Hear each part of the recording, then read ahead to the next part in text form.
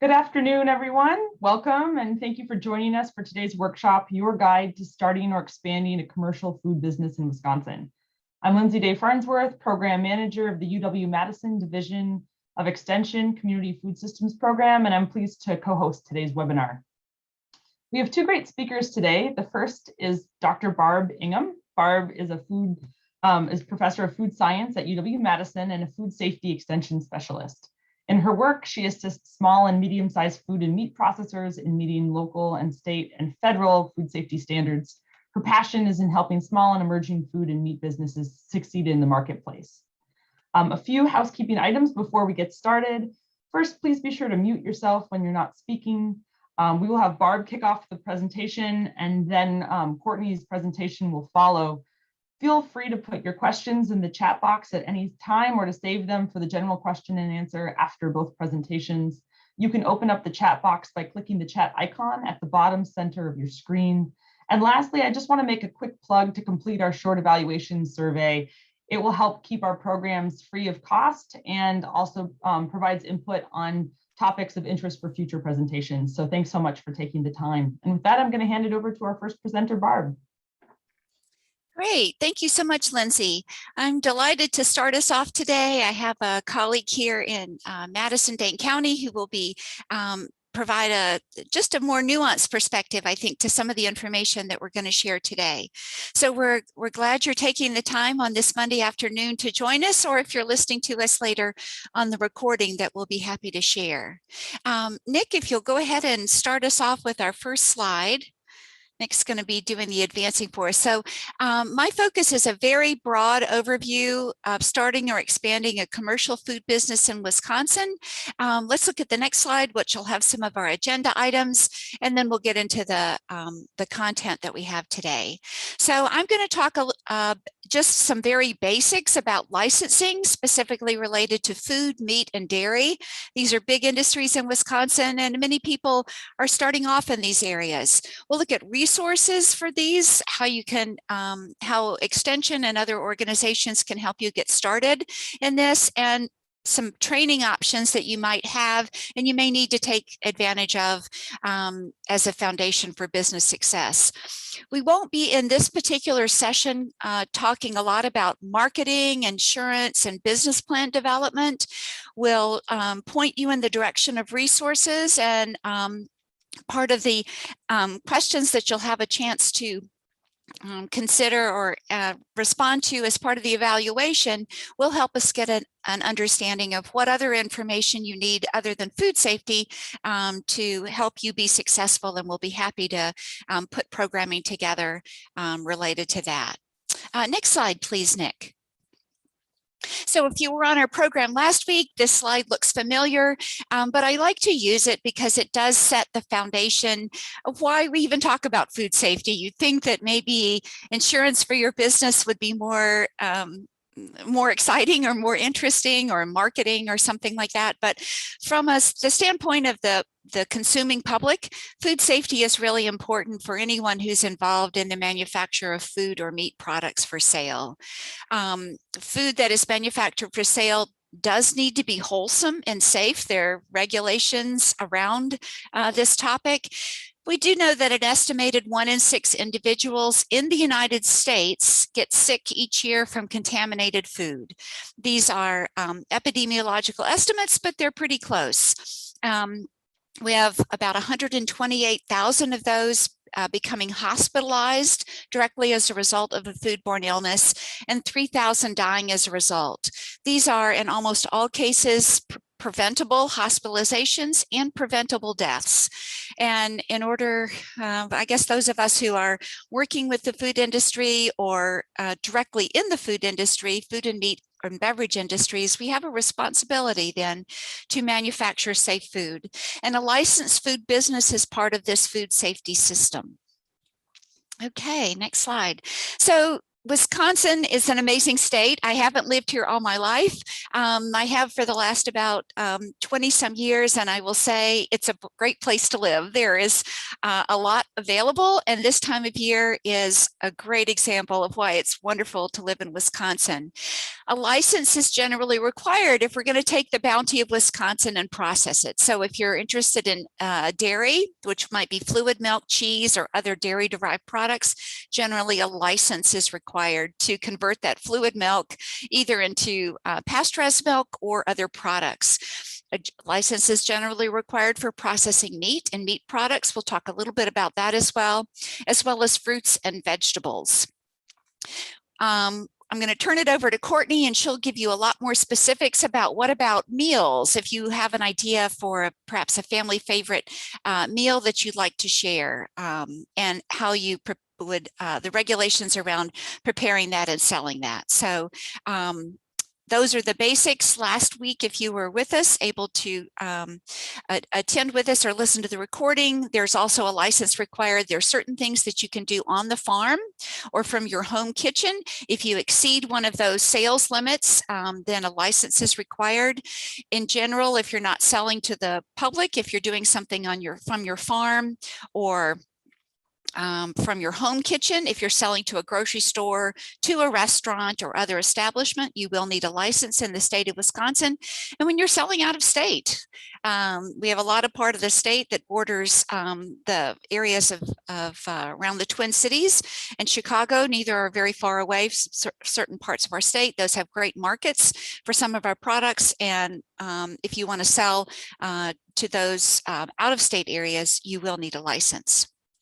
Okay, so we've talked about food processing, and thanks, Nick. That's our next slide because it's complicated, but here's a definition of some of the terms that we might use when we define food processing activities. So we say you need a license if you're processing food for sale. Well, what is food processing? It is a whole host of things. It might be canning products, so that could be pickling. It might be fermenting. It might be freezing, it might be baking, it might be drying or smoking. In some cases, it simply might be packaging, taking an already prepared ingredient or series of ingredients and putting those together in a package. That all might be food processing. So you can see from this definition, it's pretty comprehensive. It's pretty easy to move into a food processing activity, perhaps without even realizing that you find yourself there. So what we're going to try to do in at least my portion of today is kind of put this into context. You're interested in food processing, a lot of different ideas there. You know, where do you start? What are you going to do? Let's look at the next slide, please. And this just talks about, kind of confirms or highlights what we talked about in the last slide. So for most food, and I should probably say food and beverage products, processing of most food and beverage products for sale, in the state of Wisconsin, for many, many, many things, you do need a license for this activity. Your license is going to be issued by either the state of Wisconsin, or it might be issued by an agent for the state, which would be a local public health department. We'll mention a little bit about that and how you're going to figure out what that is. Get some help with that decision. So licenses are issued to a person or a company. You may incorporate into an LLC. So a license could be issued to into the name of an LLC, could be to the name of an individual. Licenses are location specific. So this is something we're going to talk about. You're going to want to know where you're going to be manufacturing or producing the food or beverage that you're going to prepare. They may be activity specific. So you're going to have a license that allows you to bake and dry and package and all those together. And they will be renewed annually with the group that is issuing your license. So you'll see that license renewal come around every year. Okay, let's look at the next slide. I really like to spend a little bit of time on this because when I work with food processors of all types, whether it be meat, food products, whether it be beverages or non-beverage products. There's so many great ideas out there, and people have passion, and they want to share their ideas with others. They have something that they really want to make. Maybe it's something tied to a cultural heritage, or something a dish or something that's been in their family for a while. And there's just such great passion around that. And that's really the first question that you want to ask yourself if you're getting started in the food business is really, what is it you're going to want to make? It's not just something, define what it is. Have a pretty good idea of the ingredients, because these ingredients might categorize your product in a particular way. Do you have meat in your product? Is there dairy or dairy ingredients in what you're manufacturing? Sometimes that matters, sometimes it doesn't. So that first question is, what are you going to make? And try to get as specific as you can with that. It may be an array of products to start with, or it may just be one or two things that you want to test the market. And either approach can be appropriate for you, but it will take some questions that you're going to need to ask both yourself and perhaps some others. So first, what are you going to make that you like to sell? The second question is, where are you going to make the product that you're going to sell? And I'm going to spend a little bit of time defining some of that where and giving you some ideas of where this is going to happen. Generally, it is not your home kitchen, or it is not on your farm. So there are a few activities that can happen there, but generally we move outside the farm and outside the home kitchen, probably because you want a larger sales market for what you're going to manufacture, or you may want to sell out of state. And the third question you want to ask yourself is, where are you going to sell your product? Are you going to sell all of it at a farmer's market? Or perhaps you want some farmer's market sales, but there's a great shop in town that focuses on some local businesses and takes products from quite a few local businesses for maybe highlighting in their shop. So you might be selling at a farmer's market directly to consumers, or you might be selling to another business. Perhaps a grocery store as well would be another thing to think about. So these are the first questions that you want to ask yourself really before you start getting too far into the process. What are you going to make? Where are you going to make the food that you'll sell? And where are you going to sell your products? That's not to say that this can't change over time. It absolutely can. But knowing the answers to these three questions will give you a really good start on getting you the help that you need so that your business can be successful. Okay, so the standard in terms of what, it's really what passion, what ideas you have to share. Let's just remember that making and selling safe food is what we all want. So the food must be made under clean, sanitary conditions. It needs to be safe and wholesome. And we also need to make sure that as food is transported, perhaps to a grocery store or to a farmer's market, we can't have it become unsafe in that process. So these are some things that either an inspector or someone who's helping you with some of those early questions will be keeping at least in the back of their mind. Good things to remember.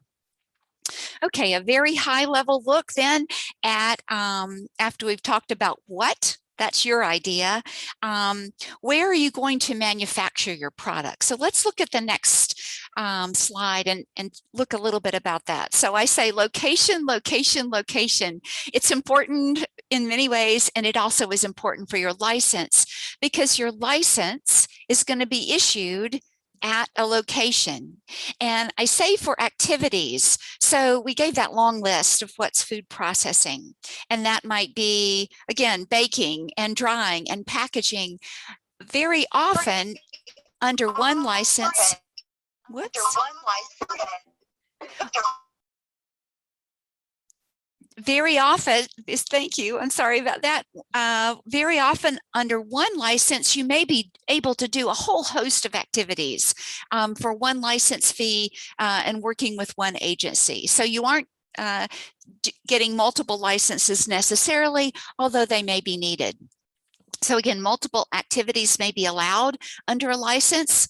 at times you will be moving into another category of products and you may need to pick up a second license.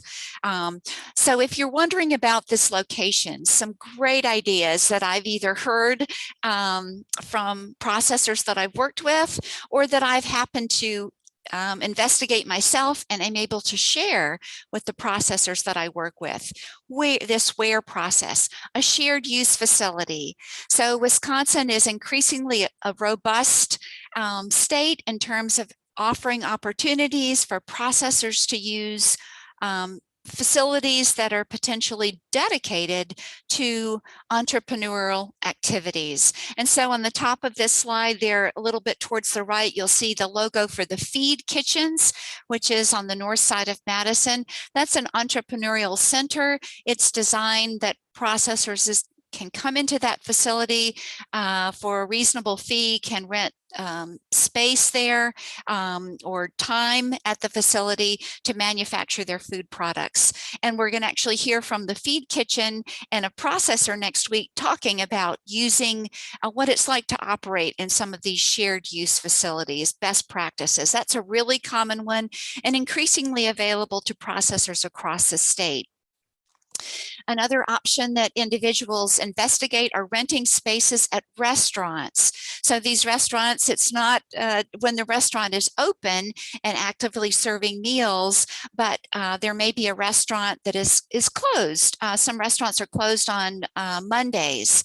Some restaurants may be closed on Sundays. Those are times when the restaurant is not open for their business.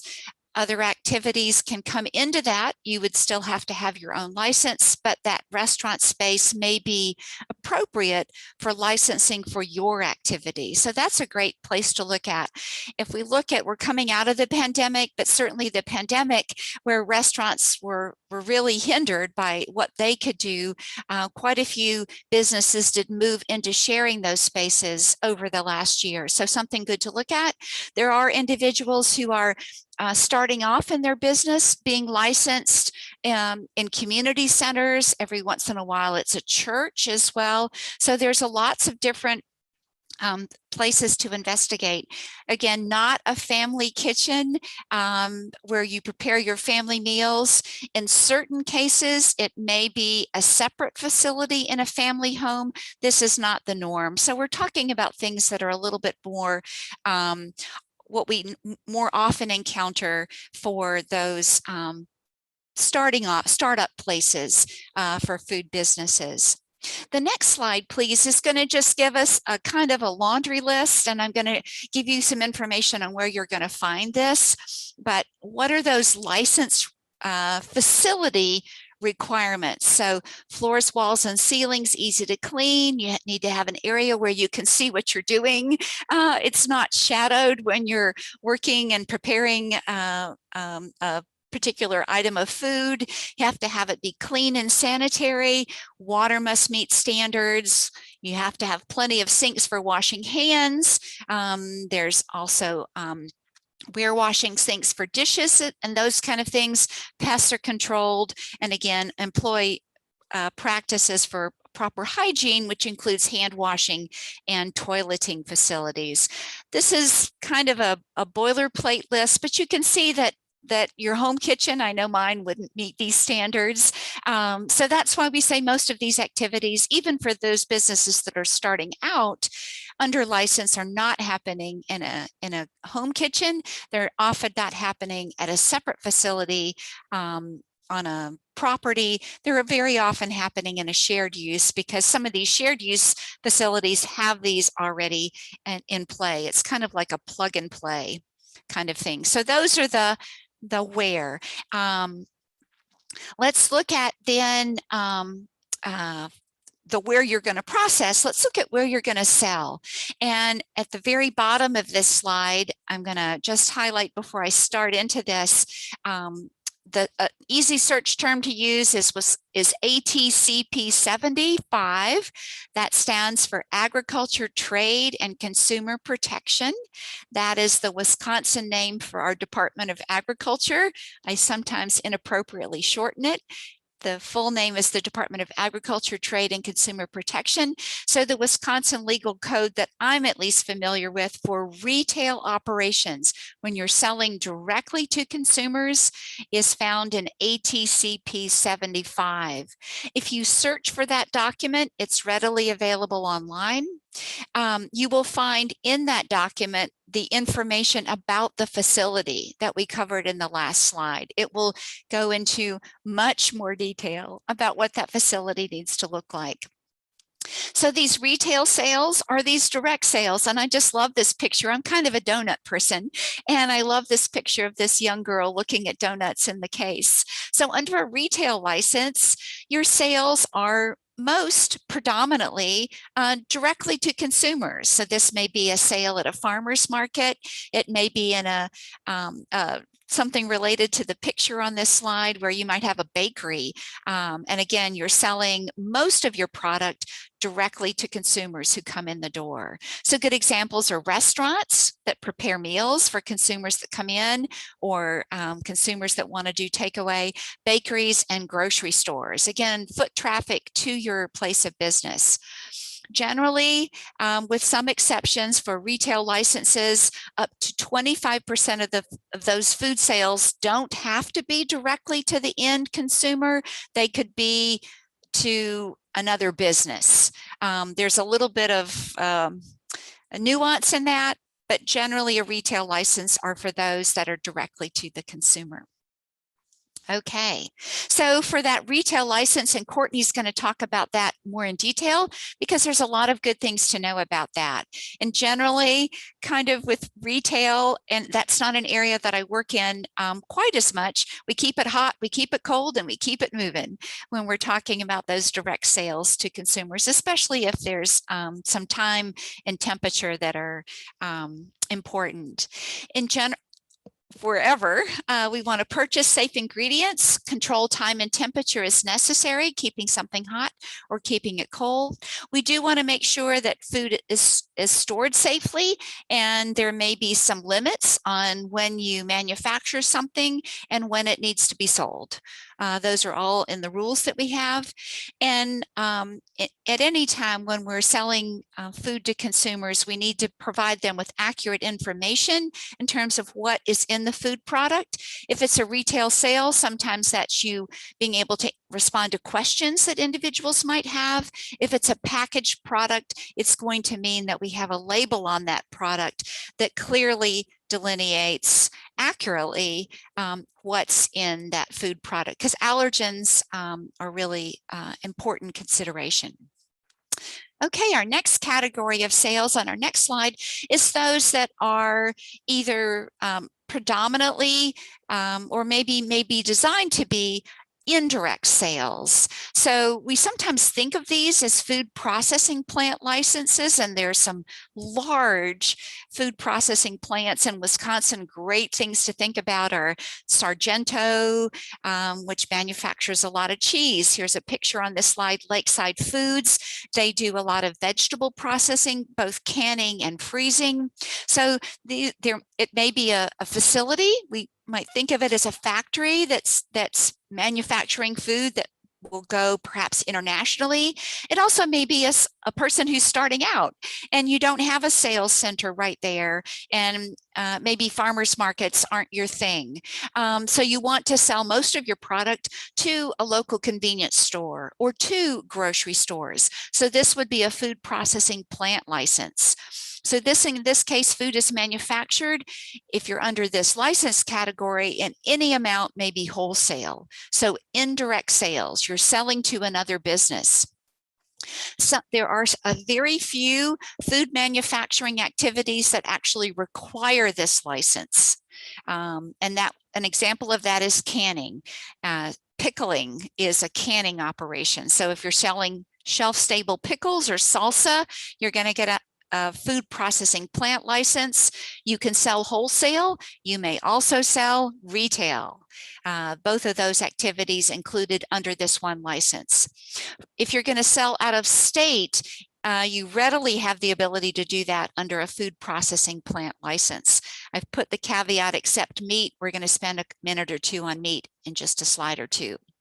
If you're looking at what it's like, they're very, very similar in some ways. The requirements for the facility and the rules about a food processing plant license, those are found in ATCP 70.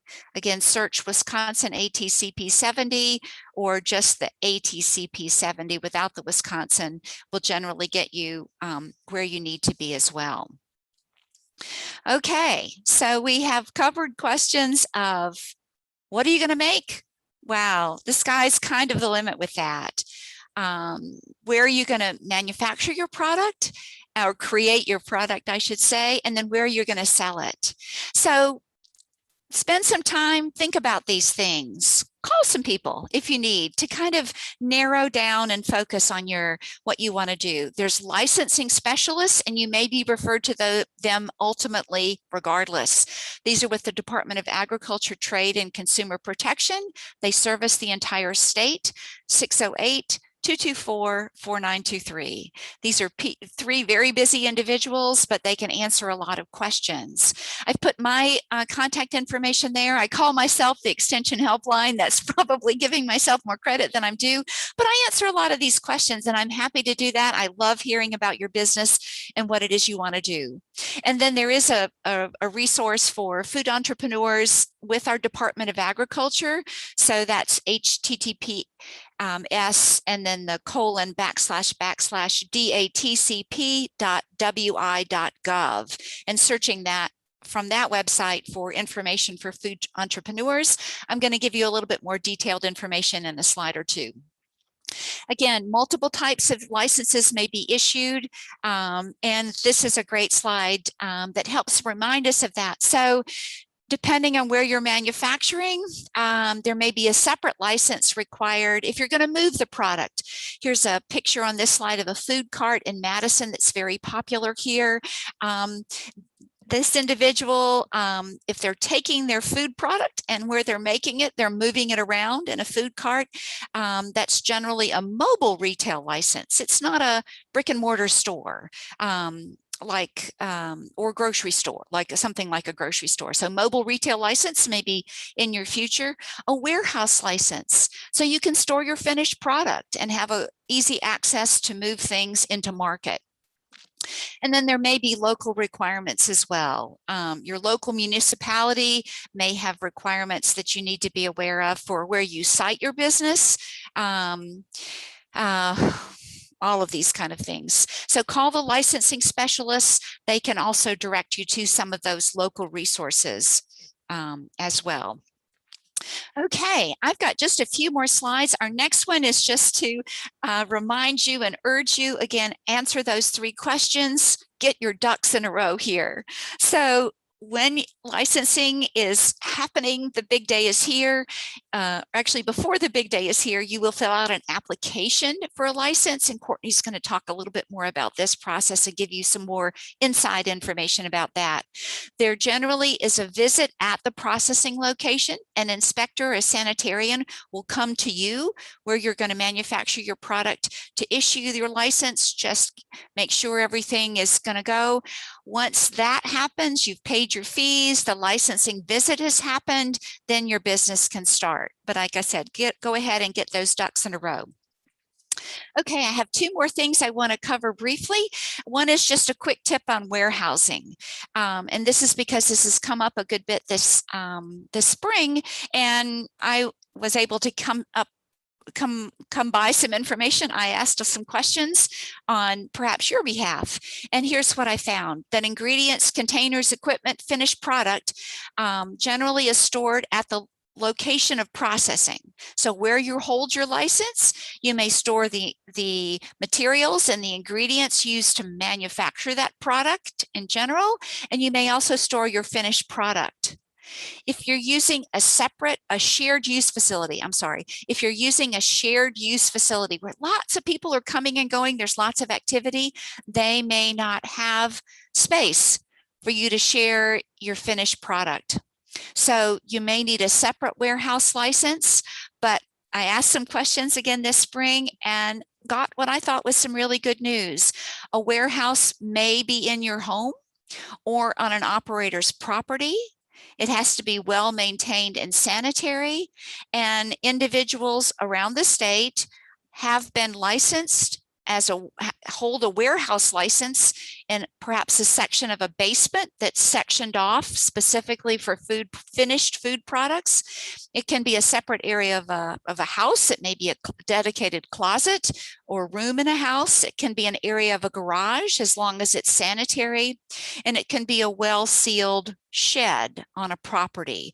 So there are times when those may work. It's not a guarantee that they will, but just realize if the licensing specialists indicate to you that you need a that you need a warehouse license, there are things to consider, and there's help if you're trying to brainstorm how this is going to happen.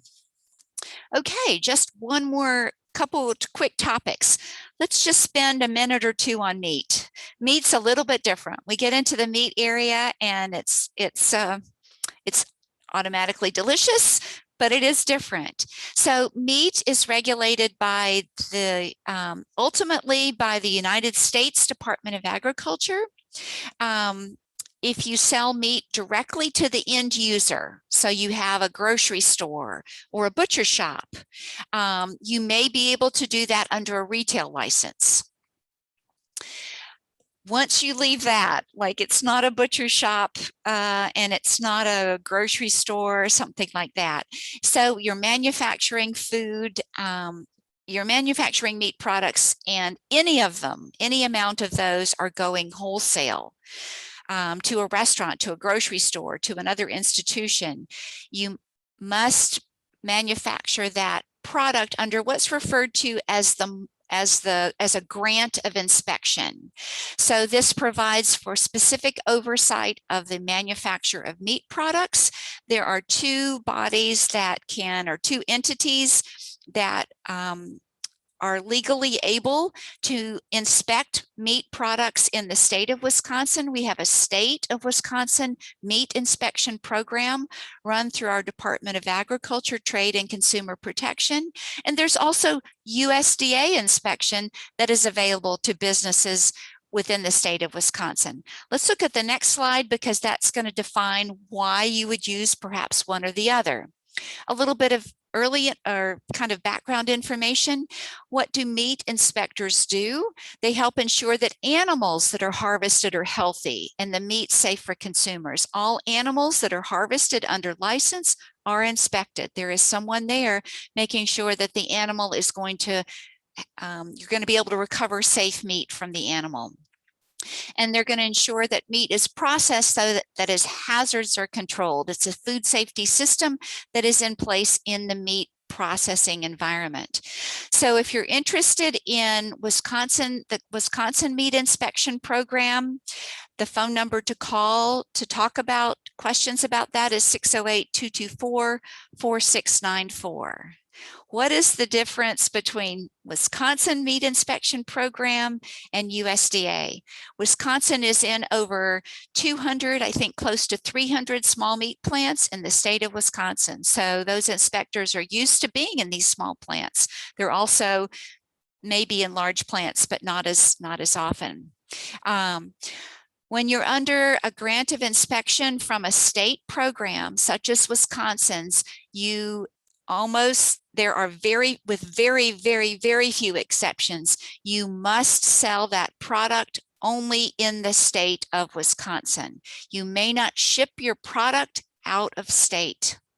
If you want to ship your product out of state, you must be under the USDA Meat Inspection Program. And I provided on the slide the name of the Des Moines District Office, which is the district that Wisconsin is in, if you're interested in a USDA, working with the USDA Meat Inspection Program. So that number 515-727-8977. It depends which grant of inspection, which mark of inspection appears on your final product. Is it a mark of inspection from Wisconsin with a plant number, or is it at Wisconsin? Is it a mark of inspection from the USDA? Again, USDA inspection allows for shipment out of state. Okay, there is an application process for for applying for this mark of inspection, or grant of inspection, whether it comes from the state of Wisconsin or from USDA. When that happens, just like we said, there's 3 questions you ask yourself. There's some general paperwork that does need to be in place for meat products. For meat products, you'll need a HACCP plan, which is a food safety plan for each product or product category. There is a website that I maintain and did help develop that has samples for this. You just download and you can have your plans right there with you. You'll have to have a sanitation standard operating procedure. I have a typo on that slide. It should be Sanitation Standard Operating Procedure, or SSOP, and a suitable facility. And there's some requirements in Chapter 9 of the Code of Federal Regulations, and we find it in Section 416.2. I'd say call. I'm happy to help if you have questions about that, or more appropriately, perhaps call the Wisconsin or USDA meat inspection program. Sorry. My phone was ringing. Okay.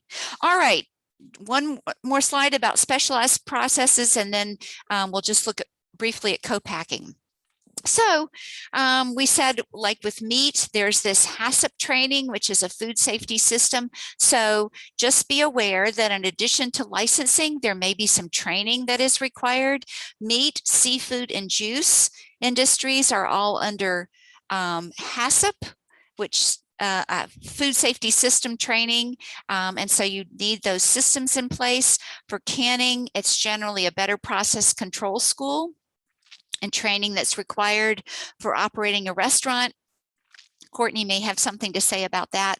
So in general, a great first call, once you've identified the answers to those 3 questions, is to the licensing specialist, 608-224-4923.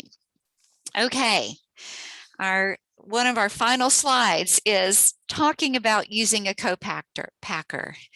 I'm not at all insulted, but at this point in the training, generally what happens is some people at least have realized this is a huge amount of work. And it is. It may be just too much. You have a fabulous idea, but this is just not for you to juggle all these balls in the air. You've maybe got a family, you just have other obligations. So just be aware that there are, in the state of Wisconsin and across the US, there are facilities known as co-packers, cooperative packers, I guess you could say. These are people who you work with, and they take your idea and all the creativity that you have vested in it, and they make your idea a reality. It's not for everyone, so you may need a co-packer. Couple tips if you're going to work with a co-packer. It's a good idea to know the rules yourself. So ATCP 70 would be a good one to look at if you're, because most co-packers, or people who use co-packers, are under those food processing plant licenses. If you know the rules, you'll ask better questions for your co-packer. Choose experience. Check regulatory history. You can ask to see their last 2 inspection reports, which may have some interesting details, and carefully review the contract. Know what you may be giving up if you're asking someone else to do that for you.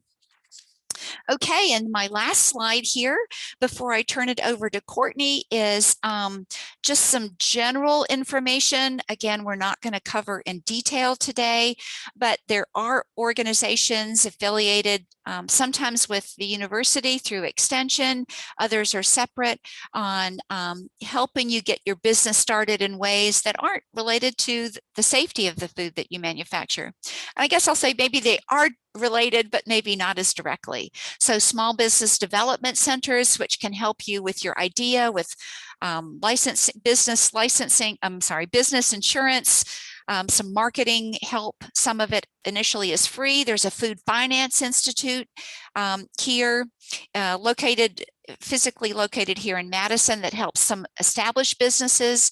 There's a free entrepreneurship program for women and people of color through Wisconsin WARF, which is our Wisconsin Alumni Research Foundation here at the university, and WIBIC, or Wisconsin Women's Business Initiative Corporation, has been very successful, and especially in the area of loans for businesses that are run by women. So that's something to think about.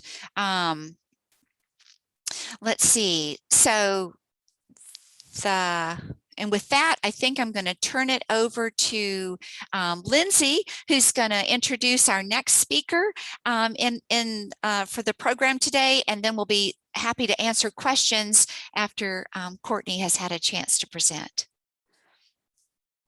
Super, thanks, Barb. What a great overview. You covered so much territory in a short period of time as usual. And for our viewers, present and in the future, these resources will be available online in case you didn't catch them in your notes. So our next speaker is Courtney Ziemer, RS, CFOI, CPFS. Courtney has been with Public Health Madison and Dane County for over 14 years, where she's a public health sanitarian. And her role as lead sanitarian includes inspections of licensed establishments, training for new staff, and leading foodborne illness outbreak investigations. So with that, we'll hand it over to Courtney. Thanks for joining us today. Yeah, thanks, Lindsay. I'm happy to be here. I hope this information that I'm going to present is going to be helpful to any of the participants kind of thinking, all right, I know I need a license. I'm a retail food establishment, and it's going to be talking about kind of the process in Dane County, but it's really going to be similar even if you're not in Dane County. So you can go to the next slide, and I just kind of want to talk a little bit about what we do at Public Health Madison and Dane County. So our website, publichealthmdc.com. When you're looking for information, things that I'm referencing on our website, that's where it is. And we're the Environmental Health Division. So that's our licensed establishments. And we don't just do food establishments. We're also inspecting public swimming pools. We do all lodging facilities, including VRBO, Airbnb type places. They got to have a license. Tattoo and body piercing facilities, campgrounds and beaches and mobile home parks and rec ed camps. That's kind of a Girl Scout camp, kind of like that. So we're busy. We're out in the community. We got a lot going on. We always have time to answer questions for operators. So if you're going to be in Dane County, we're more than likely going to be your licensing body, unless you are something, your product is going to be more on the food processing plant side of things, then you're getting licensed by Department of Agriculture, or DATCAP is the acronym you'll hear people say a lot. If we didn't exist as a department, your inspector would be Department of Ag, but I think Barb mentioned, we're an agent for Department of Ag. And so we're the ones doing the licensing and doing the inspection. All right, so the next slide, Barb talked about this too. When we're talking about licensing a retail food establishment, we're talking about a commercial kitchen. A home kitchen is not commercial. And a lot of it has to do with literally the equipment. It's gotta be ANSI, NSF, commercial grade stuff. So most people don't have the funds to build a whole separate commercial grade kitchen on their property. And then they get a license elsewhere. So that's where you get those shared kitchens, like the feed kitchen or the grocery store, restaurant, that kind of thing. Or you're building your own brick and mortar place, or buying an existing. One thing that our department really recommends, and I know the next seminar is going to be talking more about these shared kitchens, but in Dane County, we like to have the operator that owns the facility, as well as the person sharing that space, coming in and fill out what we call a facility sharing agreement. And this is kind of a tip, even if it's not required wherever you are, because it really helps formalize, yes, I'm giving you access to my space. Yes, you can use this equipment. Yes, you can store your stuff here. And it kind of helps you go through, is this space gonna work for what I really need? And sometimes in the filling out of this agreement, it might come up that the person who owns the facility, say you're going and using a restaurant when they're not busy, that restaurant owner might realize, actually, you need way more than I can allow. I actually don't have that much space for you. And you might realize, okay, this isn't going to work. I got to find somewhere else. So that's just a kind of an internal public health Madison-Dane County document that you'll hear about. And that's why we like to have that. All right, so let's talk about on the next slide, retail food license types. So again, you're selling directly to the consumer. You're not really selling as much to businesses. In our department, we kind of just call it a food and drink license. So when you're on our website, that's the terminology that you are looking for. And it's divided, you'll see, into restaurant or retail. And that has to do with if you're selling majority, 51% or more meal type foods, or if the majority of your stuff is more retail. So retail is stuff that's not a meal. Bakeries, candy stores, coffee shops, it's just kind of about the majority. It's all a food and drink license. The rules are all the same. We just have this subcategorization. And particularly, same thing for a mobile food cart and a base, that's still a type of food and drink license. We're just looking at it, kind of drilling down, what are you doing? Again, Barb talked really good about this, but your license is only specific to your premise. So let's say you want to go and sell at a festival. You want to go do Taste of Madison, or you want to do art fair on the square, set up a booth and sell some food. You're going to need a license for that. Your license does not extend to anything outside of your actual premise where you're making your food. And we call it a transient, or we used to call it temporary food license. The nice thing about that one is you can apply and pay 100% online. You don't have to print out paper copies or anything like that. So you can find that link on our website. But you're going to need that if you are leaving your premise to do special events. The really nice thing here, and the third bullet point I have here, for those of you maybe that have been in the food biz a while, it used to be a few years ago that if I'm in Madison and I want to go to a festival in Sauk County, or I want to go up to Green Bay for something, then I'd be getting another license from that agency, maybe that local health department, or maybe I needed a license from DACCAP because, again, it's all premise specific. Well, they changed something in the last year or two that statewide in Wisconsin, all of us health departments can now accept mobile and transient licenses from other agencies, which we never could before.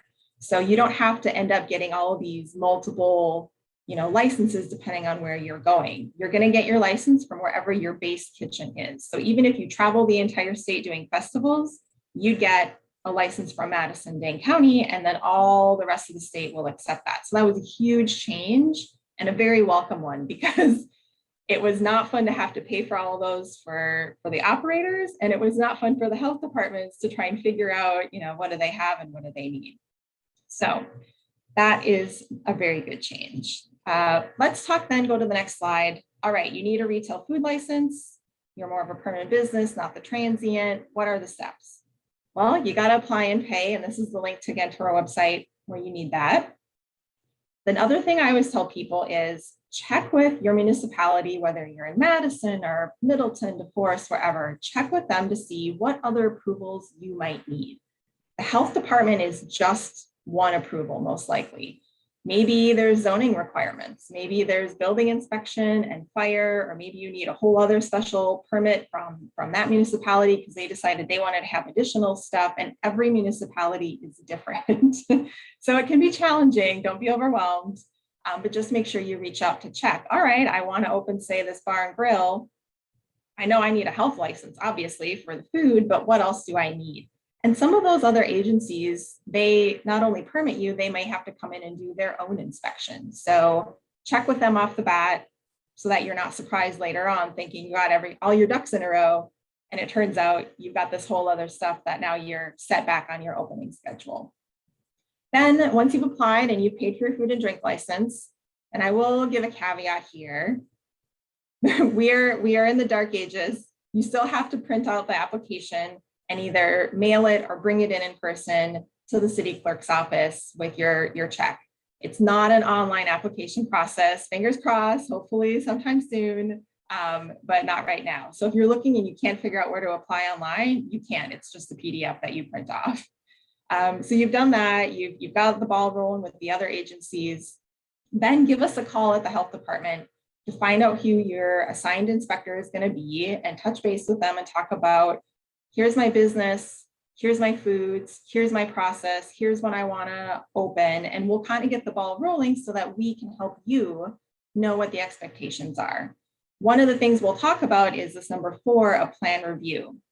And we're going to need to do a plan review if you're building a new facility or significantly remodeling an existing food business, or it never was a food business before. And this is a separate thing from whatever you might have to do when submitting plans to maybe the building inspection department. Every agency you submit to separately. And when we're looking at a plan review really is a layout, whether it's a formal architect blueprint or it's just kind of hand drawn to scale as best you can. We don't get real picky, but we do need a layout that says, here's every single piece of equipment, and you clearly label what everything is. And then we want that with your menu. What we're doing is looking at what you're talking about wanting to do and making sure you have all the physical equipment you need in the code, as well as do you have enough equipment? So let's say you're a caterer and you're applying for a license with us. We're looking at your plans to make sure you've got enough space probably for cooling food down, because catering tends to do a lot of make and cool and then reheat the day of. If you don't have a walk-in cooler, you're going to really have a problem. So that's a lot of the things that we are looking at as your inspector. You know, it's, do you have hand sinks and food sinks as well as your menu? Do you have the equipment to do what you want to do? And that catches, as long as you apply it and get us the plans before you decide, all right, now I'm going to get a license and I haven't done the plan review, that's a problem. When you do it in the right order, it helps us help you early on so you don't have any, again, setbacks to your opening time, finding out, oh, great, now I need a hand sink and I had no idea and I got to spend a lot of money because I'm already done with construction. So don't forget to get us those plans if you're making those changes. And I don't have on this slide, but I did want to point out, in case any of the participants are thinking of a mobile food cart, when you're on our website, you'll see there's one additional document that we require for mobile carts called an operational plan. And really it's because we need more information about the cart. We need to know where you're going to be operating and when, because it's a little different. We can't just show up at your restaurant and you're open Monday through Friday. You're all over the place. So we need to know where you are. So there's a little bit more information there. And then the last step is you contact us for that pre-opening inspection. So you've got all your stuff finished. It's all done. Everything's installed. That's when we want to come in. We need to see it basically. If we said, okay, you're ready to open the doors. So that's what that pre-opening health inspection is. You've got everything on hand that you need. So if we go to the next slide, let's talk about what an inspection is like. If you've never been through one, don't be afraid. We're there to help. And you'll start with that pre-opening health inspection, or sometimes we just call it the pre-inspection. If we pass you, we say, open your doors whenever you want. You've got everything you need. But don't forget, you might have other agencies that still need to do their walkthroughs and approval. It's an annual license, so you'll be good through the end of June every year. So right now, everyone's renewing and paying their renewal for the next upcoming licensing year. And then after that, it's an annual license or annual inspection. So they're unannounced. You should operate every day like we should show up every day. It shouldn't make a difference to what you're doing. And when we do our inspections, whatever violations you might have, they just go in a report and a summary. We don't score, we don't grade. We say, here are the issues we want you to fix. Here are the dates you need to fix them by, and then you fix them. And that's because an inspection is very much a snapshot in time. We're well aware that that day you could have a lot of stuff going on and it's kind of unusual, or it could be a normal day or way lighter than normal. It happens, you know. I always kind of joke that we actually have terrible timing. There's something in the universe that says if you're having a rough day, things are really unusual, that's the day randomly of the whole year that we're going to pick to show up. And I swear we don't do it on purpose. That's just how it happens a lot of times. And the good news is your food safety should be all your ducks in a row, that it shouldn't matter. It shouldn't matter even if it's your busiest day, because you are safe with your food. So when we're doing an inspection, what are we looking at? We're verifying all your equipment works, dish machines, refrigerators, your hot food is hot, cold food is cold. We're taking temperatures. And we're also asking you questions about if you're not actively making certain foods, well, how do you make that? How do you cool that food down? How long does it take to reheat this? So we can only see what we can see, and then we'll talk you through, well, what else do you do? And that helps us get an idea of your whole food safety system. So what we're really doing when we do an inspection is, yeah, we're verifying equipment, but what the real meat of it is are you in control of your facility and churning out safe food? And the regulatory term for that is active managerial control. Are you actively in control? So yeah, your fridge might be working that day. Are you checking your fridge a couple times a day? Yeah, your dish machine maybe is sanitizing. How often are you checking it? So we're assessing your overall facility and your processes and your training of your staff. And we might ask to see invoices for certain foods, records. There's certain foods that you need to have documentation for, particularly off the top of my head, sushi places, they got to have special paperwork for that raw fish that they're serving. So that's the kind of stuff that we're looking at. And there's no such thing as a perfect inspection. We don't expect you to have 0 violations. That is not reality. We'll talk about the food code in a minute here. Y'all, it's 149 pages. There is no way. Well, it can happen, but don't expect to be perfect. Again, we're assessing the overall system you have in place. So if you have a few violations, but overall you're safe, you're fine. And the main thing is whatever we do say, hey, this is an issue, let's fix this, that you fix it and you keep it fixed every day going forward. You do that, you'll be fine, and your food is safe for your customers and you're not risking hurting anyone. So I always kind of give people this example about this kind of overall assessment. Let's say I show up to do an inspection and I get in the kitchen and everyone's got their gloves on. They got their gloves on, right? And I watch those staff wear those exact same pair of gloves for the entire 2 hours that I am there, through multiple tasks, touching multiple surfaces, touching probably their phone and themselves, but they wore their gloves the whole time. Does that facility have an understanding of when you need to wash hands and change gloves? Clearly not, so that just because they had gloves on doesn't mean they're understanding what's going on. That's the kind of stuff that we're really watching for as we're taking temperatures and asking you questions. I'm also watching out of the side of my eye at your dishwasher over here to make sure he's washing his hands before he touches the clean dishes after loading the dirty. So we're multitasking. We are watching, but again, we're there to help you figure out where your weaknesses are to fix it. Oh, sorry, motion. Just gonna stand up here. This is a motion control Lightroom. There it goes. That's kind of stuff we're watching for so that we can figure out where the weaknesses are to fix them so you're safe going forward every day after that. And the last thing here I have is inspection reports are available to the public online. If you did not know this, go and check it out. It's one of the most popular parts of our website. This is also a really good tip if you're looking to buy an existing business here in Dane County. Go look them up. See if we've been writing them up for maybe some physical structure issues. Maybe they, after the last couple of years, they're not fixing some leaks and some sinks. Or maybe you notice, wow, the past couple of years, they've had the same refrigeration unit having temperature issues. I may have to replace some equipment. So it'll give you some ideas of at least kind of equipment and structural. Now, it could be that you buy it and you still got to do a bunch of stuff that wasn't in our reports, because some things change pretty quickly when someone's ready to sell and they stop maintaining their facility. But that's a really good resource.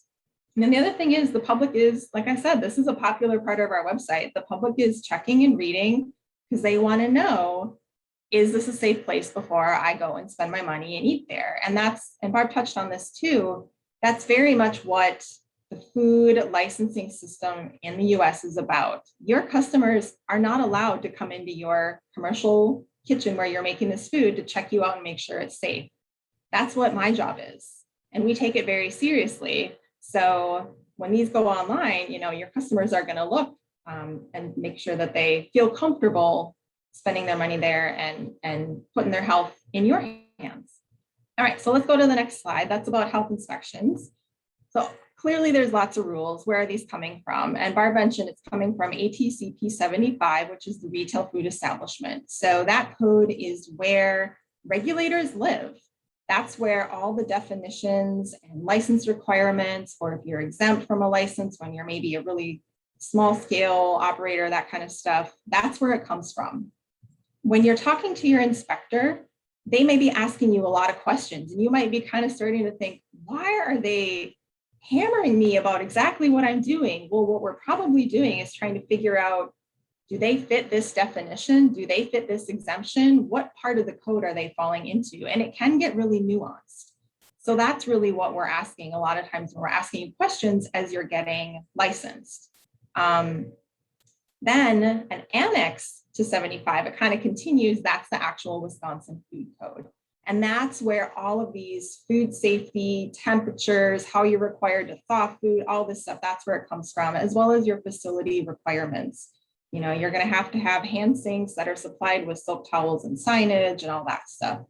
That's where all those rules that we're checking on come from. So when you're getting licensed, you're kind of in the meat of 75.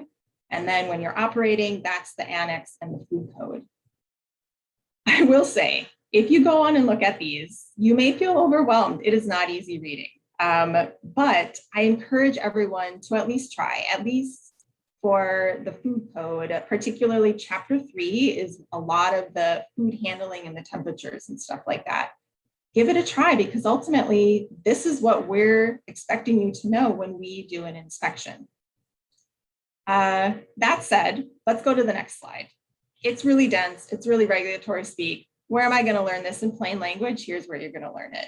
On our website, we have a bunch of really amazing food safety fact sheets, as well as you can sign up for our Food Facts newsletter and read through past issues. And that's how we notify people of, hey, there's a change coming up, or hey, make sure you're doing this right. So that's a really great resource. And DATCAP also has food safety fact sheets, a lot of the same topics, but maybe somehow, maybe it's presented some way that you like it better. It's all the same information, it's all correct. If you're handling exposed food in your retail facility, you're probably going to need to have a certified food protection manager license. And that's something that is a really great resource to take to refresh or to learn some of those food safety basics. And it's a 5-year certificate. So it's not at all a waste of time to take it. Like I said, it's a really great refresher, and you're going to need it anyway. So you might as well do that. So the link there is there's multiple businesses or organizations that offer the class that's approved to become a certified food protection manager. So that's what that link there, DATCAP maintains that. So you can look to see where can you find that. If you go through, for example, all of my department's food safety fact sheets and read and use them to help train your staff, you're going to be golden. That's the most important stuff in helping keep your food safe. But again, if you have questions, you'll reach out to your inspector, or if you're, this cooling food one is on top here. If you're reading through that and you're thinking, okay, I'm making my food this way, how am I going to do this? I don't really understand, just reach out. That's why we're here. And that's part of what your licensing fee is paying for, is access to us when you have questions. And there are no silly questions when it comes to food safety and licensing, because it's a very big learning curve and it's really hard to know everything perfectly. So don't hesitate to reach out. All right, so let's go on to talking about, you have a business. Part of this presentation is a little bit about expanding. So the exceptions of when you might need an additional license and when you don't, it can be very confusing. And like Barb talked about, it really depends on what foods exactly are you doing. And we really have to watch for meat or dairy products. That's a whole other world with those. And exactly what you wish to do, what your process is. So again, don't hesitate, just reach out to ask your local inspector or Department of Ag, that's their email address there. Ask them first, hey, I'm thinking of doing this. This is my current business. This is what I want to do. Just ask, we'll help you figure it out. I can tell you just kind of basics included with your retail food license. You can cater. Now I mentioned defined terms and all these things out of 75. Catering is a defined term, and catering is you have a prearranged amount paid for and agreed upon beforehand. You're not selling directly to the consumer. So a really classic example, obviously, is say a wedding. I'm a caterer, I've arranged with the bride and the groom. I'm going to bring meals for 200 people. They paid beforehand. I show up, I bring the food, kind of done. That's catering. Catering is not me going with my mobile food truck to their wedding. Well, okay, that's a bad example. Trucks typically are differently licensed. Let's say I'm going to set up like basically a stand and they come through and pay me per plate, that's not catering. So it is nuanced. So that's why we're saying ask questions so we can help figure out, is this included or not? You can do delivery, that's included in your retail food license. And you can do internet sales direct to the consumer. Where you can't do as much is lots of business sales. So if we go to the next slide, that's where I've got that. And this was in Barb's too, that you can wholesale less than 25% of your gross sales, as long as you don't have any meat in that final product and it's not a final dairy product. So I will clarify, something that's confusing is when we say dairy product, we're talking, you're making cheese, you're making yogurt, you're making pasteurized milk or whatever. It's not, well, there was milk in this recipe to make a cookie. So the meat is literally, there's meat in the food. You can't wholesale that. Dairy products, we're talking an actual finalized dairy product.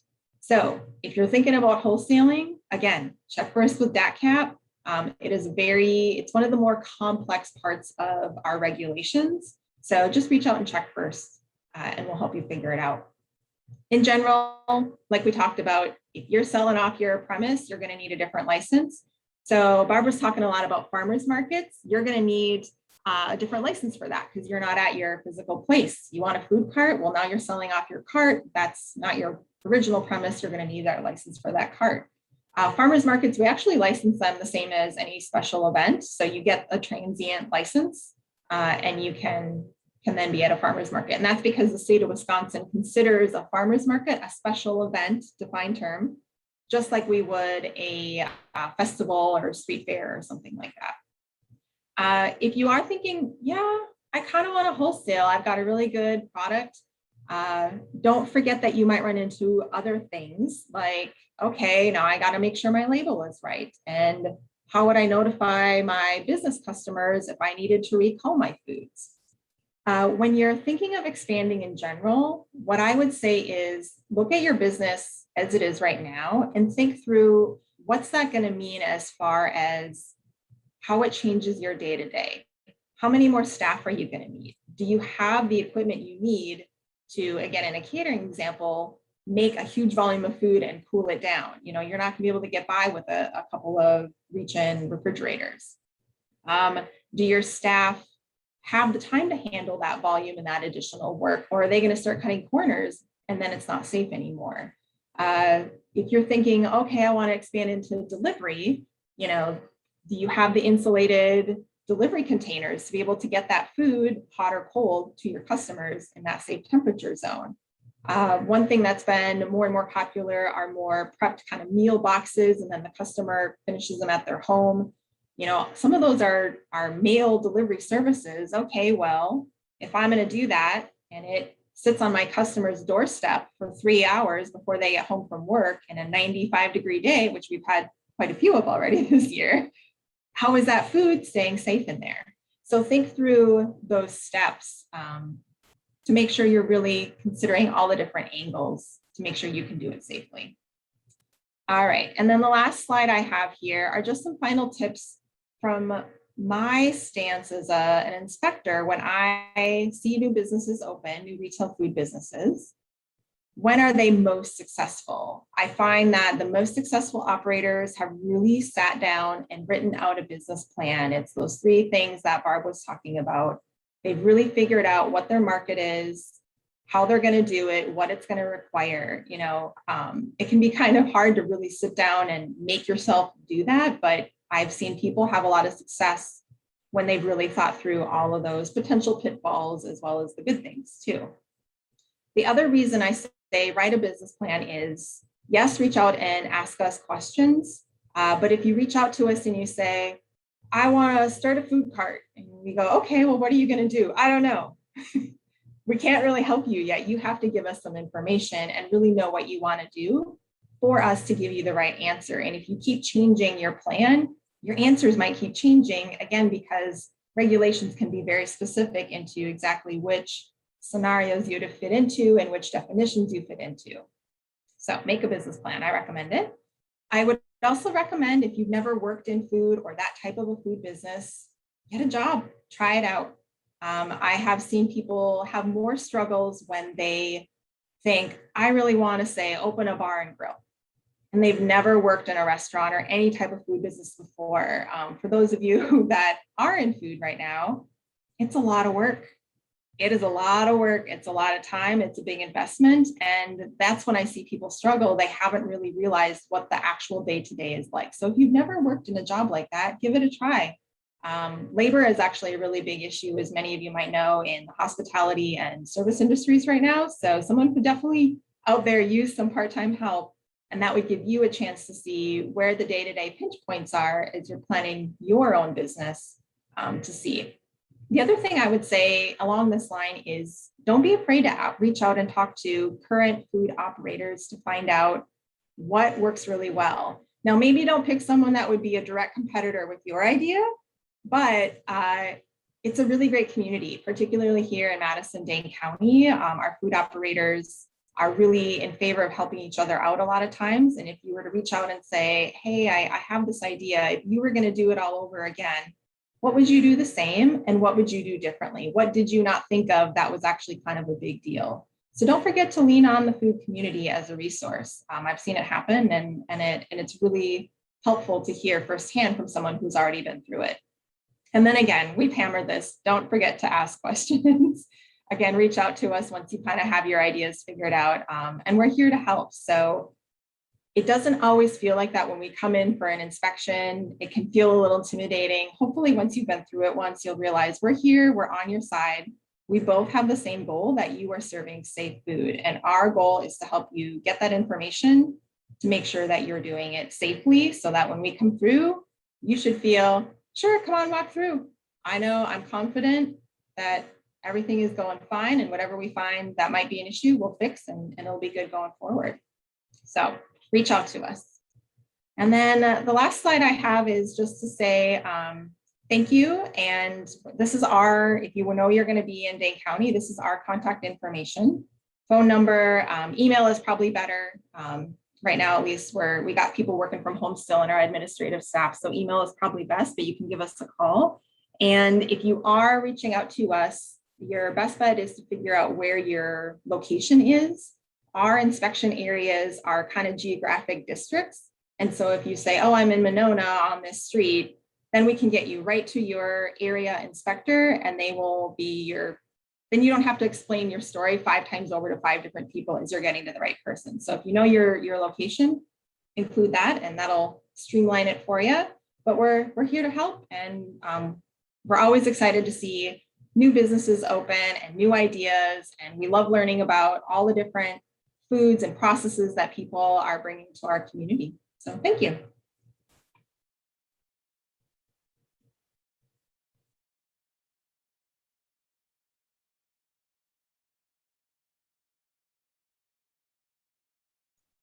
Super. Well, I think we can go ahead and open it up to questions at this point. That was a great presentation, Courtney. And again, I think that the 2 presentations by our speakers today were really complimentary, and just covered so many relevant issues for new food entrepreneurs and expanding food entrepreneurs. So if you have questions, feel free to jump in.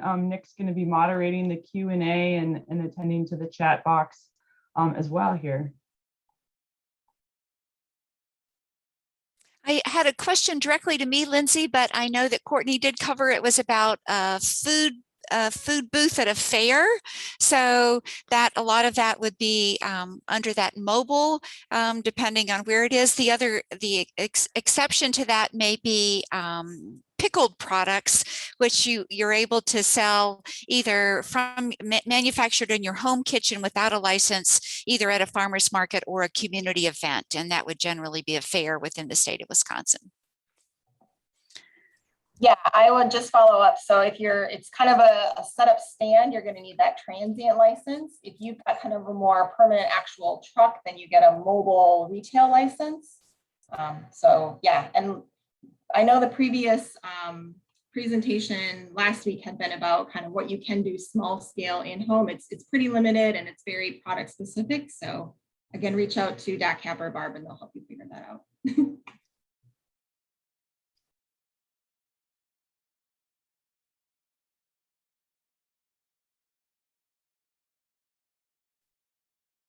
So as Lindsay mentioned, I'm happy to field questions you guys might post in the chat. Otherwise, feel free to jump on. I know earlier we asked you all to mute yourselves, so feel free to go ahead. Obviously, if two people are talking at the same time, that won't work, but feel free to unmute yourself and ask a question.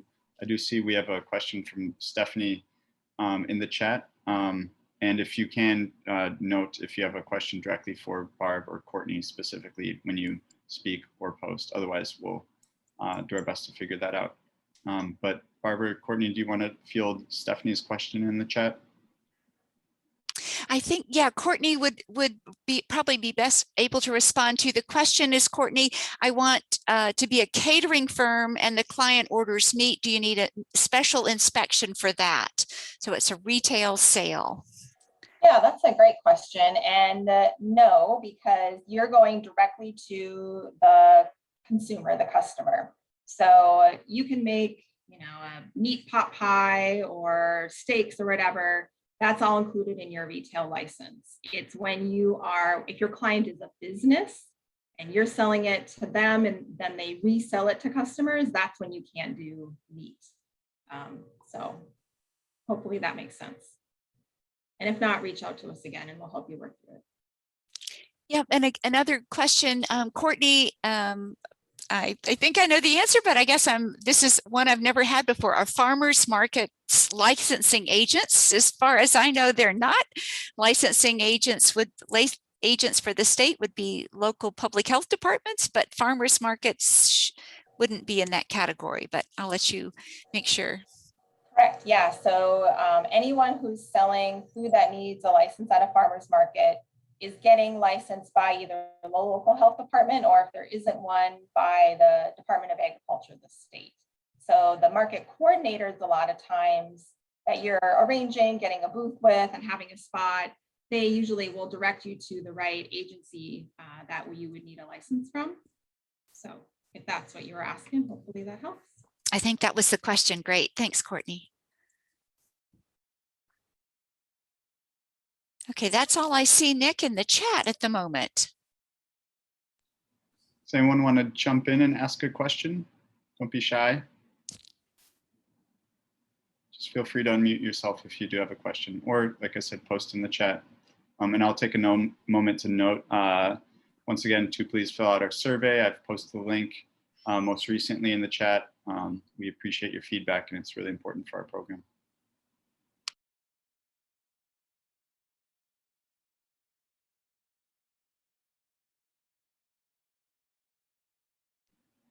Okay, we can let everyone go early if there are no questions. I feel like typically when I say that we're going to wrap up early, that's when all the questions come pouring in. So maybe that's my prompt to you all.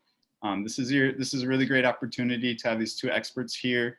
Obviously, if you're in Dane County, you can reach out to Courtney, or if you're planning to sell in Dane County, you can reach out to Courtney's team.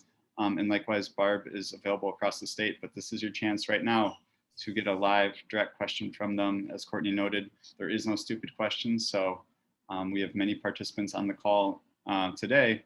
And if you have a question, odds are someone else is also wondering the same thing. So please don't be shy and post your question in the chat or just unmute yourself and go for it. Nick, maybe I'll just put in a plug. So next Monday, same time, same station. So we will focus that program specifically on operating a food business out of a shared space. We'll hear from an individual who's coordinating the feed kitchen space, which has been very successful for lots of businesses getting their start here in the Madison area, and then an individual who started his business operating out of that space. So you'll hear both sides of that equation next week. So we hope that you'll consider joining us again next week for that information.